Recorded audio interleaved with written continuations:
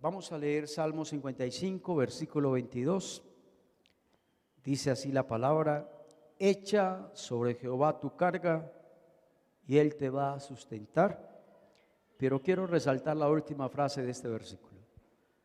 Dios, Jehová Dios, no dejará para siempre caído al justo. ¿No le parece muy linda esa frase? Que Dios no dejará para siempre caído al justo. ¿Qué tal si yo me coloco esta diapositiva? Un pastor dijo lo siguiente: caer no es la sentencia final. Puede que hayamos caído, pero eso no significa que tengamos que quedarnos postrados. Esa frase tiene relación con el texto que acabamos de leer, que Dios no dejará para siempre caído al justo. El título del sermón de hoy lo he titulado: si un cristiano peca, ¿qué debe hacer? Y vamos a ver 6 cosas que debe de hacer un cristiano si cae en pecado. Y quiero hacer la salvedad: un cristiano, porque si un inconverso cae, pues, él no va a hacer ninguna de estas 6 cosas. ¿Por qué? Porque un inconverso pues ni le nace, ni sabe, ni aún ni cree que lo que está haciendo es pecado.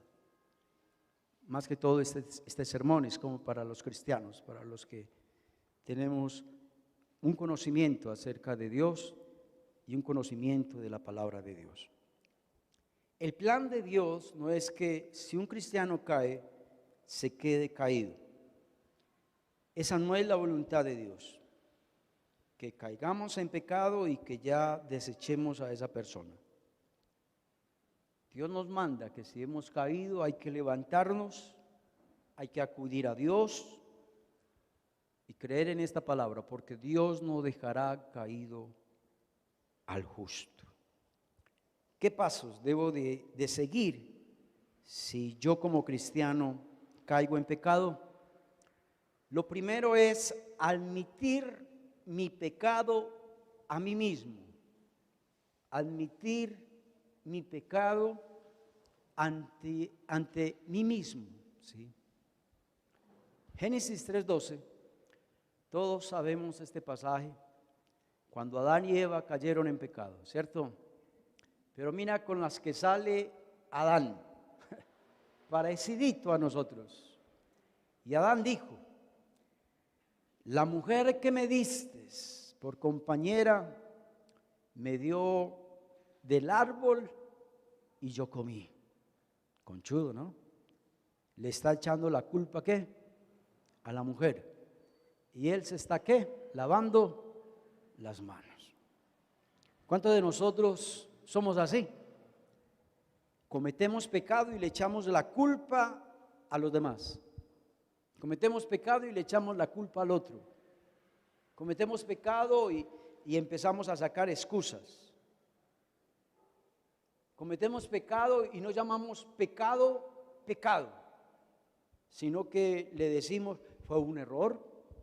Hay una gran diferencia entre un error y un pecado. Fue un desliz, porque también lo escuchamos así, ¿cierto? No es un desliz, es un pecado. Tampoco es: ay, la embarré, es que se me chispoteó, es que me equivoqué. No, cometí un pecado. Hay otros que cometen un pecado y dicen: no es para tanto, tampoco es tan grave como ustedes creen, ¿cierto? Y hay personas que minimizan el pecado. Randy Alcorn, un pastor, dijo lo siguiente. ¿Qué tal si John coloca esa frase? Jesús murió por nuestros pecados, no por nuestras excusas. ¿Cuánto le dan gloria a Dios por esa frase? Si usted se justifica el pecado, entonces tu pecado no será perdonado, porque Dios no murió por una excusa, sino que Jesús murió en la cruz para perdonar nuestros pecados. Amén. Lo primero que hay que hacer, que es admitir el pecado ante mí mismo. Lo segundo es confesar mi pecado. ¿A quién? A Dios. Confesar mi pecado a Dios. Primera de Juan 1:9, texto muy conocido por nosotros, dice: si confesamos nuestros pecados a Dios, Él es fiel y justo para perdonarnos y limpiarnos de toda maldad. El texto está diciendo que si usted y yo hacemos una cosa, Dios nos va a regalar dos. Si usted y yo confesamos, no nos justificamos, sino confesamos nuestro pecado a Dios, Dios nos va a dar dos cosas. Primero, nos va a perdonar, y segundo, ¿qué? Nos va ¿qué? A limpiar. Limpiar es muy importante, como también el perdón. Mire la iglesia como está de linda. Yo me gozo cuando las hermanas vienen a hacer el aseo. Para mí son las mejores para hacer el aseo. ¿O no? Hermosa está la iglesia. Pero si aquí echamos jugo, echamos agua, tierra, es feo, está sucio. Así es una persona cuando peca. Pero cuando Dios nos perdona, también nos ¿qué? Nos limpia. La palabra ahí, confesar, me fui al griego. A veces uno como predicador, uno quisiera saber qué significa una palabra en el original. Porque muchos de nosotros creemos que confesar es solo decirlo. Y no es decirlo nomás. Confesar es reconocer el pecado. Confesar es admitir el pecado. Confesar es reconocer que he pecado. Confesar es decir abiertamente: sí lo hice, sí cometí ese pecado. Confesar el pecado es reconocer esa mala conducta que hice. Admitir que lo que me están acusando es verdad. Eso es confesar nuestro pecado. Confesar nuestro pecado no es solamente informar a Dios: Señor, sí cometí eso. No, reconocerlo, admitirlo, decirlo abiertamente: sí, Señor, reconozco que cometí ese pecado. Proverbios 28:13, un texto muy conocido por nosotros, dice: el que encubre sus pecados no prosperará, mas el que los confiesa y se aparta alcanzará ¿qué? Misericordia. Mire lo que dice la última frase del texto: si usted y yo confesamos nuestro pecado y nos apartamos del pecado, entonces alcanzaremos misericordia. ¿De quién? De Dios. Hay personas que sienten dolor, pero no porque pecaron, sino porque están sufriendo las consecuencias ¿de qué? Del pecado. Por ejemplo, si un pastor o un líder cayó en pecado, y un pastor en pecado o un líder en pecado, pues no puede dirigir y se sienta allá. No dirige ni sirve a Dios, sino que se sienta. Va a llorar, va a sentir tristeza.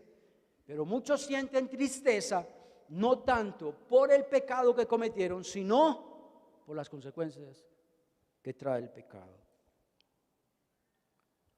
Otros no sienten dolor porque pecaron, sino porque sienten dolor porque los pillaron. Hay personas que admiten su pecado, pero no quieren arrepentirse.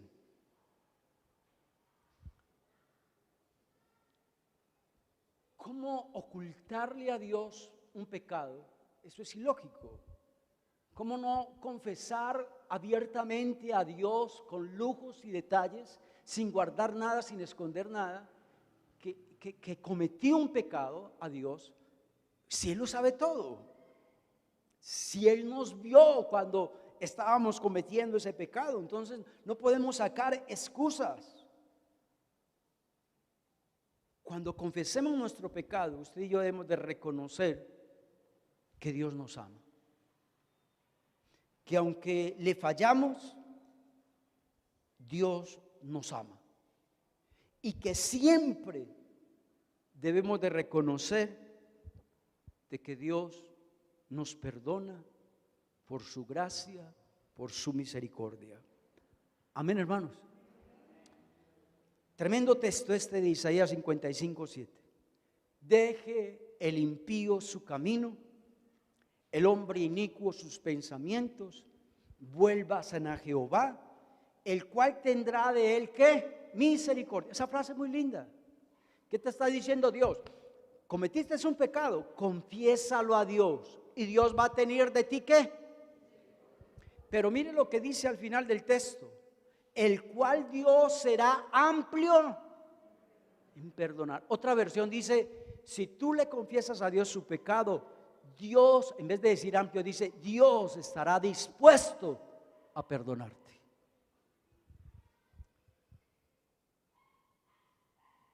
En teología hay esta frase, Dios a ninguna persona le va a decir que no lo va a perdonar si esa persona se confiesa su pecado y se arrepiente. Amén. Cualquier clase de pecado que hayas cometido, Dios nunca te va a decir que no te perdono. Dios no es como nosotros los seres humanos, que nosotros si no le perdonamos ni media a Julano o a Perano. Dios no.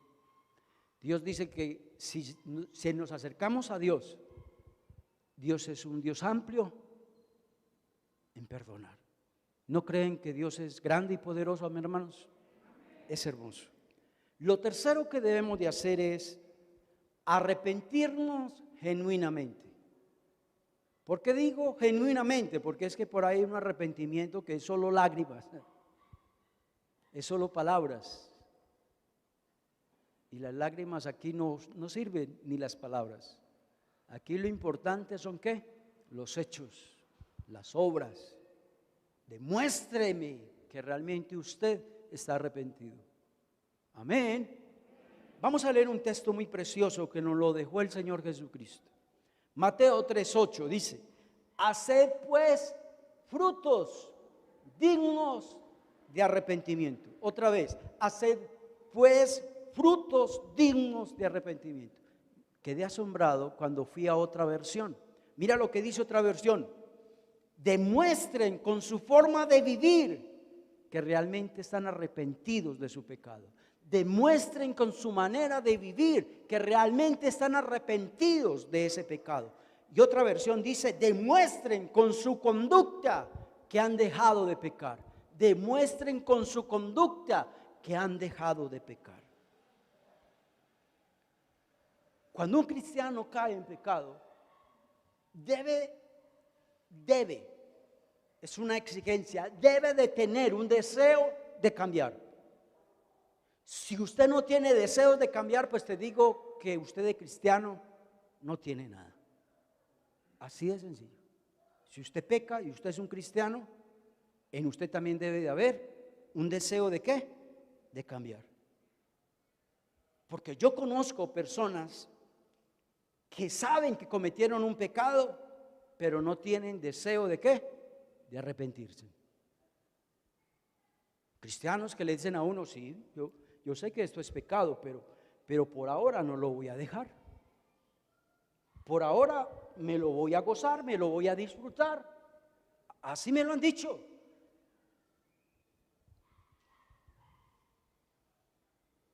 Hay personas que dicen que están arrepentidas, pero siguen en su pecado. Eso no es arrepentimiento.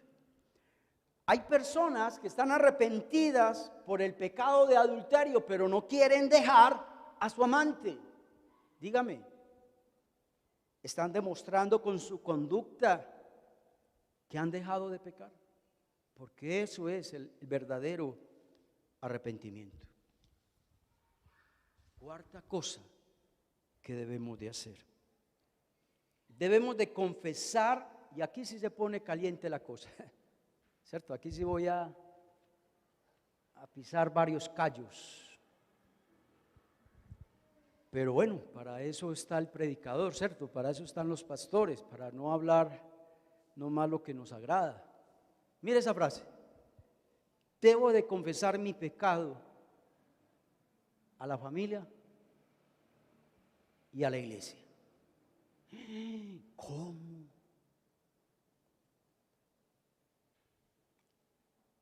Bueno, pues vamos a cambiarlo. Algunos de la familia y algunas personas que están en la iglesia, no a todas, algunos. Mira usted, pastor, ¿de dónde sacó usted eso? Bueno, vamos a Santiago 5:16. Confesaos los pecados, vuestras ofensas, los unos a los otros. Esto no me lo inventé yo. Confesaos vuestras ofensas los unos a los otros.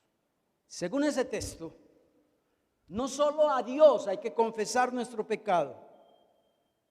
Hay personas dentro de la familia a las cuales usted debe confesar su pecado. Eso es duro, pero hay que hacerlo. En consejería me ha tocado de hermanos que vienen a consejería de pastor, he caído en adulterio, pastor, ¿qué hago, pastor? Lo primero que voy es a este texto y le digo, hermano, usted tiene que, lo primero que debe de hacer, primero, confesar su pecado a Dios, pero también debe de confesar su pecado a tu esposa. ¿Y por qué?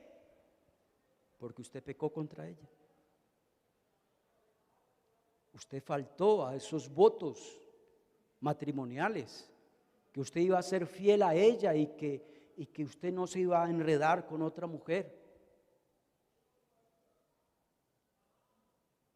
Pastor, es que si lo digo mi hogar se acaba. El pecado trae consecuencias. Y si esa es una consecuencia que hay que enfrentar, pues hay que hacerlo.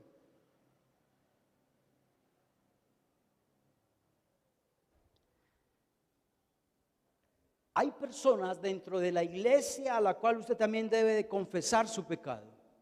¿Quién? El pastor. Y más si usted es un líder. No para que el pastor le perdone su pecado, no. Simplemente usted le va a informar al pastor que usted no es digno de pararse acá, que usted no es digno de servir, que usted no es digno de servir dentro de la iglesia.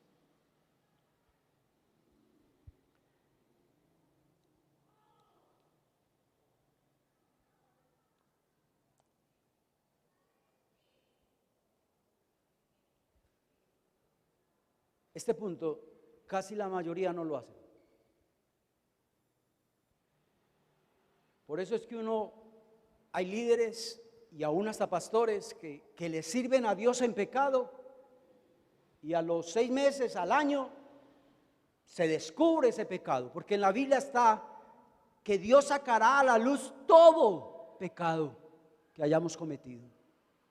Eso es una palabra que el Señor la va a hacer cumplir al pie de la letra, y no importa que se demore, pero eso va a llegar.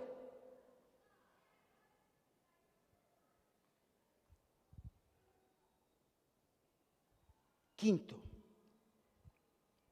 debes de aceptar el perdón de Dios. ¿Cómo así? Este punto es muy importante, porque es que hay personas que cometieron un pecado hace un año, hace 2 años, y todavía ese pecado está ahí. Ese pecado está ahí, aunque no lo está cometiendo, pero ese pecado está ahí. Está vivito y coleando. Y todos los días le pide perdón a Dios por ese pecado. No, hermano, eso no es así, eso no hay que hacerlo. Y eso es lo que vamos a aprender en este punto. Salmos 32:2. Qué texto tan hermoso este. Bienaventurado el hombre a quien Dios no culpa de pecado. ¿Quién escribió este texto? David. ¿Cuál fue el contexto para escribir este texto? Cuando David pecó con Betsabé. ¿Se acuerdan? Y mira lo que Dios le está diciendo a David. David, tú eres un hombre bienaventurado porque yo no te estoy culpando por ese pecado que cometiste hace 1 año, hace 2 años. ¿Por qué no te estoy culpando de ese pecado? Porque ya te perdoné. ¿Cuántos le dan gloria a Dios por eso? Amén. Ya te perdoné. Por eso no te estoy culpando de ningún pecado. Si mi pecado ya está confesado, si mi pecado está ya arrepentido, entonces el pecado debe de quedar ¿qué? Atrás. Tú debes de aceptar el perdón de Dios. No te atormentes más. Quiero dar una ilustración. Había un perro que cada vez que le daban un hueso, lo masticaba hasta dejarlo pelado. Pero ese perro luego cogía ese hueso y lo enterraba. Pero ese perro, una vez enterrado el hueso, lo volvía a desenterrar. Y todos los días desenterraba el hueso para volver a masticarlo un poco más el hueso. Y luego los volvía ¿qué? A enterrar. Y luego repetía ese proceso. Así hay muchos hermanos. Así hay muchos hermanos que desentierran sus pecados para atormentarse. No aceptan el perdón de Dios. Vamos a leer un texto que para mí es de los textos más lindos que hay en la Biblia. Y cuando uno le ha fallado a Dios, este texto tiene que estar ahí. Dice Miqueas 7, verso 18 al 19. ¿Quién como Dios que perdona la maldad? Pero mira, que olvida. ¿Cuánto le dan gloria a Dios por eso? ¿Usted cree que Dios merece un aplauso, hermanos? Sí. ¿Quién como Dios que olvida el pecado? Y dice acá, ¿quién como Dios que no retuvo para siempre qué? Su enojo. Analicemos esa frase. Si usted le fue infiel a su esposa, le cuento que vienen años terribles para usted. Porque todos los días esa mujer o ese hombre te lo va a recordar. Así es el hombre, pero Dios no es así. Dios olvida el pecado y Dios no guarda para siempre ¿qué? El enojo. La gloria sea para Dios. Pero mire la frase que sigue: Dios se deleita en la misericordia. Dios se deleita en perdonar. Dios se deleita en perdonar. Hermanos, esa frase es espectacular. Que Dios se deleite en hacer misericordia.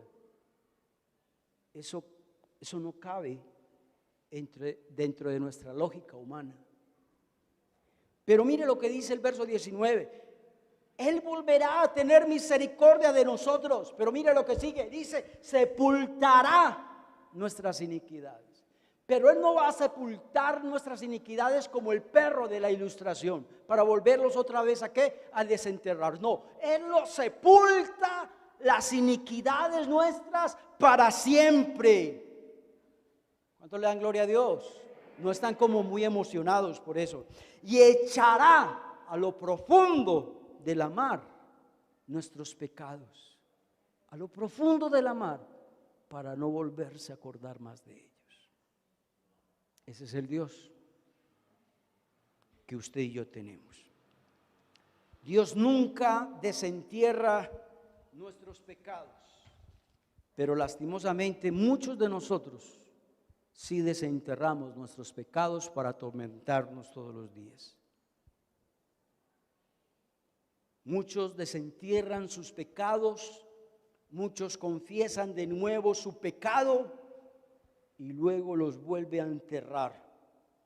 Y otra cosa, eso no solamente nos lo hacemos a nosotros mismos, sino que también eso se lo hacemos a los demás, ¿o no?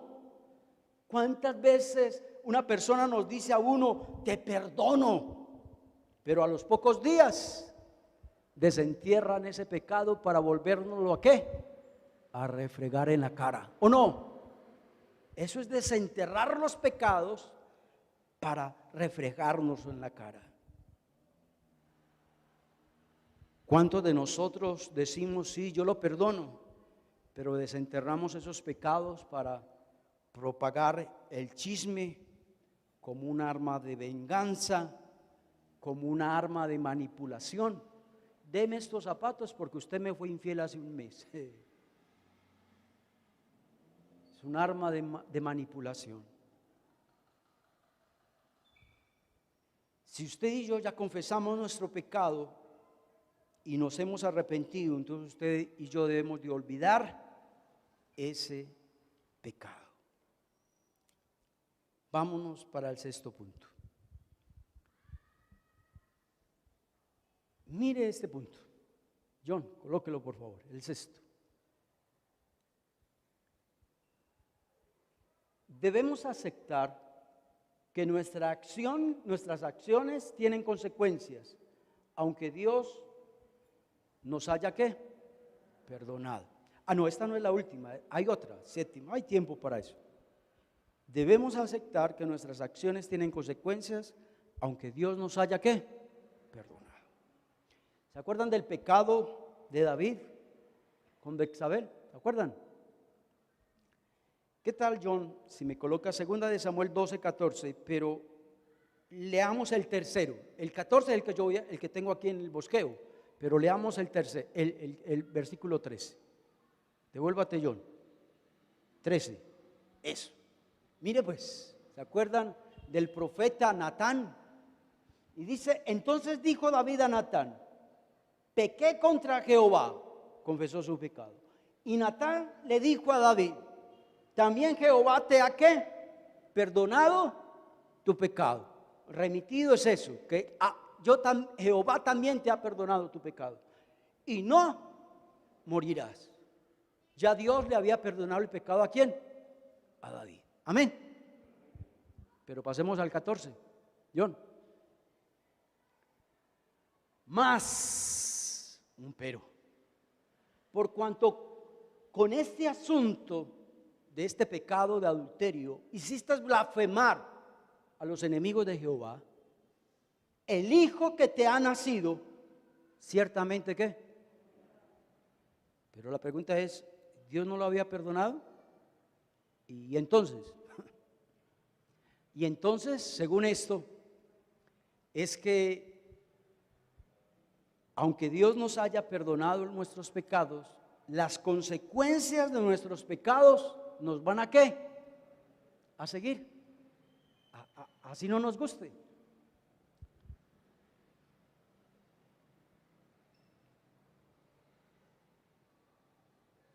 ¿Usted no ha notado eso? Que cuando una persona cae, y usted sabe que el chisme es muy horrible, para mí uno de los pecados más terribles es ese, el chisme. Y el chisme empieza a regarle a todo el mundo que fulano de tal que pecó. Y a mí han llegado líderes, pastor, pero es que ya todo el mundo lo sabe, qué vergüenza, qué pena. ¿Sabes? Eso es parte de ¿qué? De las consecuencias del pecado. Otra, un líder cayó en pecado, no deja de servir por un tiempo y él encima de uno, pastor, ¿cuándo me va a levantar la disciplina? Es que quiero servir, que no me hallo sentado sin hacer nada. Eso es consecuencia ¿de qué? Del pecado. Pero vamos a dar otro ejemplo. Supongamos que usted mató a alguien. Oiga, un cristiano mató a alguien. Eso puede pasar. ¿Cierto que sí o no? Y la ley te capturó. Te hizo un juicio. Tú ya confesaste el pecado a Dios. Dios te perdonó por ese pecado. Pero las consecuencias del pecado dicen que usted tiene que pagar 20 años de cárcel. Mire, Dios te perdonó. Pero las consecuencias del pecado ¿qué? Siguen. Te voy a dar otro último ejemplo. Supongamos que usted tuvo relaciones sexuales con alguien que tiene SIDA. Usted se arrepintió de ese pecado, pero te hiciste el examen y usted quedó infectado con SIDA. Recuerde que esa enfermedad hasta el día de hoy no hay cura y que muchos mueren es por eso, por esa enfermedad. Dios te perdonó, pero las consecuencias del pecado, ¿qué? Siguen. Dejemos este punto atrás y vámonos para el último sí. Si soy líder y peco, debo de someterme a una disciplina en la iglesia. Usted sabía que hay cristianos que no creen que la disciplina que se coloca en la iglesia es bíblica. Eso no es de Dios. Si Dios perdona, perdona. Uno no tiene que estar en un estado de receso o dejar el ministerio. No, es bíblico. Y eso es lo que yo quiero hacer en este punto.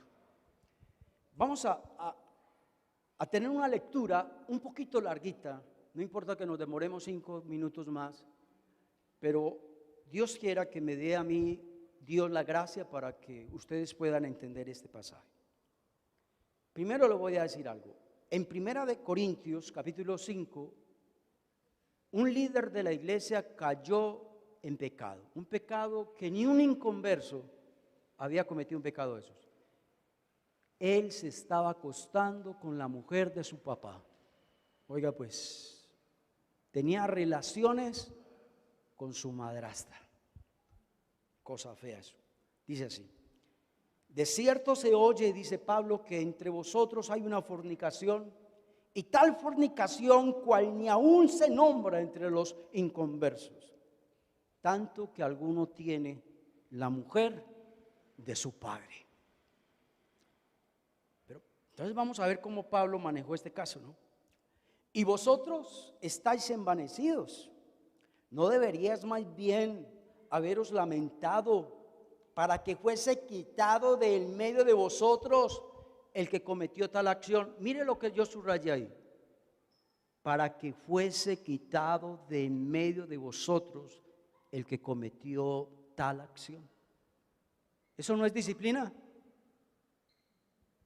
Quitar del medio de vosotros al que cometió ese pecado, eso es disciplina.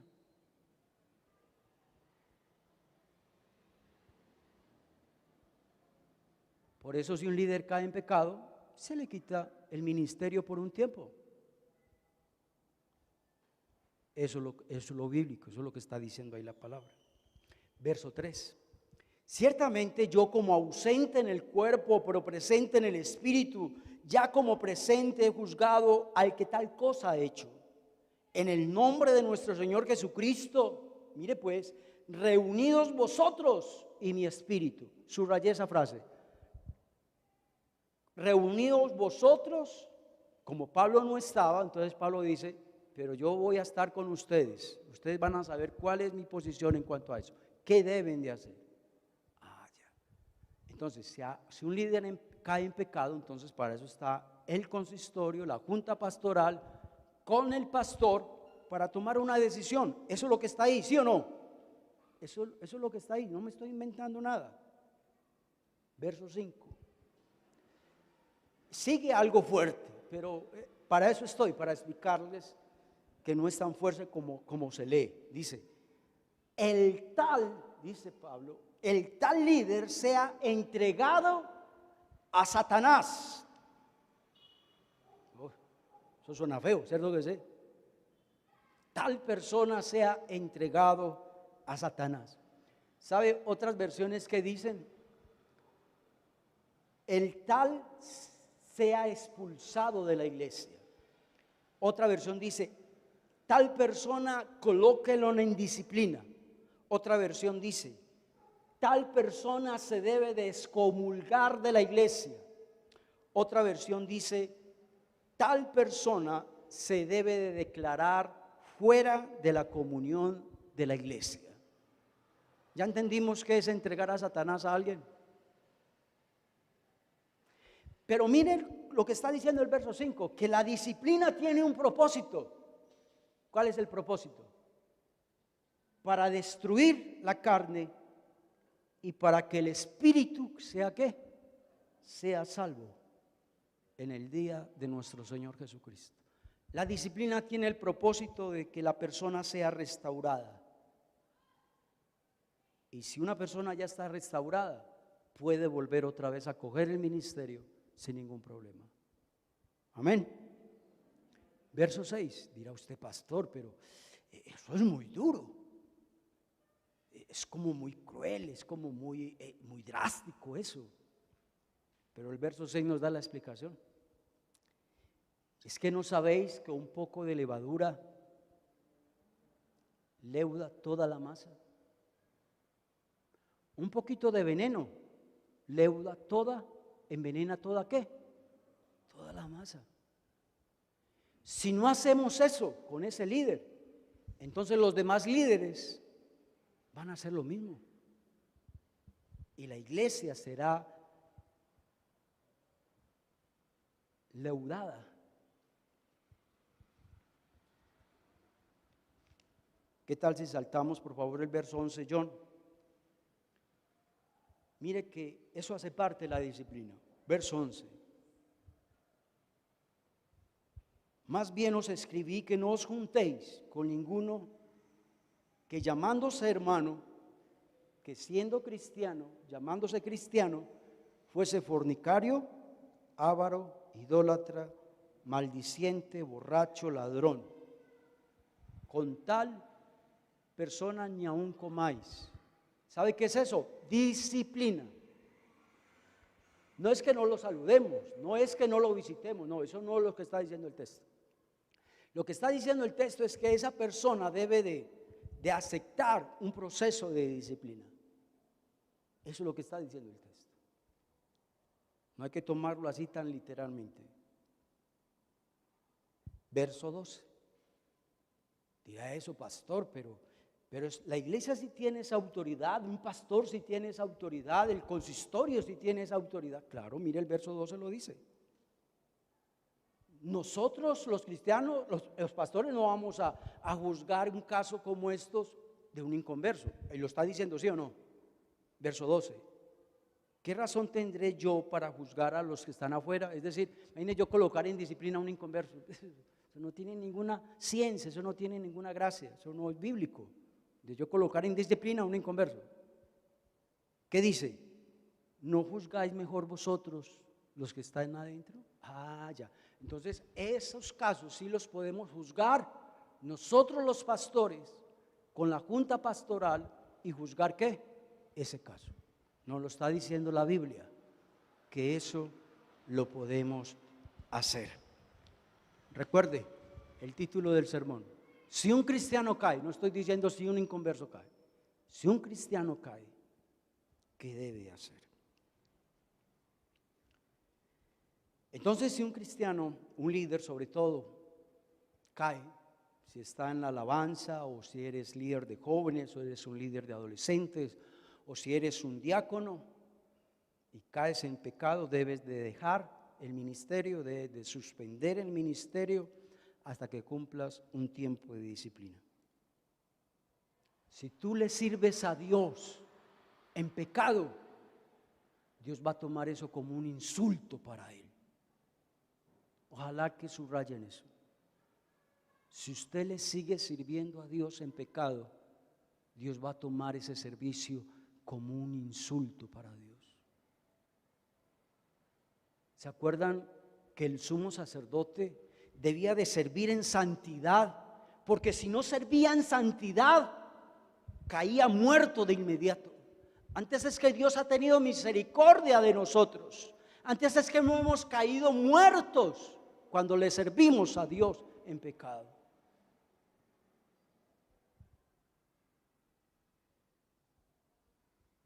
Pero ya cuando un líder se restaura del pecado, tal líder debe de ser reintegrado a la iglesia, al compañerismo, a la comunión de la iglesia, debe otra vez retomar los cargos como si no hubiera pasado ¿qué?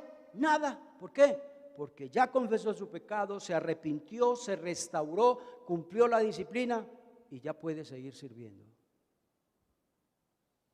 Pero ustedes ¿saben algo? Los corintios no querían devolverle el ministerio a este muchacho que cayó. Y vamos por último, por favor, 2 Corintios 2, versos 5 al 8. Y Pablo los exhorta y los regaña. Dice Pablo: pero si alguno me ha causado tristeza, no me la ha causado a mí solo, sino en cierto modo, por no exagerar, a todos vosotros. Verso 6. Le basta a tal persona esta reprensión hecha por muchos. Así, al contrario, vosotros más bien debéis perdonarle, consolarle, para que esa persona no sea consumida de demasiada tristeza. Por lo cual os ruego que confirméis el amor para con esa persona. Ya, Pablo está exhortando a los líderes de Corintios que ya, si ese hombre cumplió su disciplina, ya era tiempo de que le restauraran de nuevo a la comunión de la iglesia y que de nuevo ese líder volviera a coger los cargos. ¿Lo está diciendo Pablo o no lo está diciendo Pablo? Lo está diciendo él. Termino con esto. La disciplina ejercida en la iglesia no es algo fácil, pero es necesaria. La disciplina ejercida en la iglesia debe ser con amor. Y la disciplina en la iglesia debe de hacerse porque Dios lo manda. Amén, hermanos. 7 cosas que debemos de hacer cuando caigamos en pecado. Vamos a orar. Dios, gracias por la palabra. Gracias porque yo me gocé, me disfruté preparando este sermón. Y espero, Padre, que este sermón haya sido de bendición para todos los que estamos acá y para todos los que escuchan este sermón por las redes sociales. Dios, sabemos que tú eres un Dios grande, un Dios poderoso, un Dios soberano, un Dios omnisciente, que lo sabes todo, que sabes qué necesitamos nosotros como alimento para crecer, para alimentarnos espiritualmente. Y esta es la palabra, Señor, que tú me diste. Espero, Señor, que esta palabra tú, oh Dios, la bendigas y la respaldes. En el nombre de nuestro Señor Jesucristo, amén y amén. Dios les bendiga, hermanos, que estén bien.